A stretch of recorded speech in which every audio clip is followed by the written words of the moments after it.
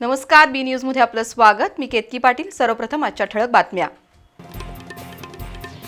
केंद्र शासनाच्या योजनांचा लाभ पात्र नागरिकांपर्यंत पोहोचवण्यासाठी लाभार्थ्याची वाट न पाहता त्यांचा शोध घेऊन नियोजनबद्ध पद्धतीने लाभ द्यावा, खासदार धनंजय महाडिक यांचे निर्देश।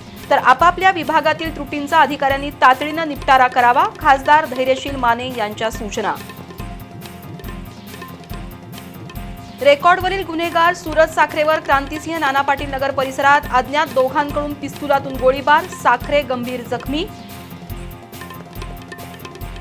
मध्यवर्ती प्रशासकीय इमारतीच्या पार्किंगमध्ये आहे चक्क शेळीचा गोठा। प्रचंड अस्वच्छता आणि बेवारस गाड्या धूळ खात पडून असल्याचं चित्र।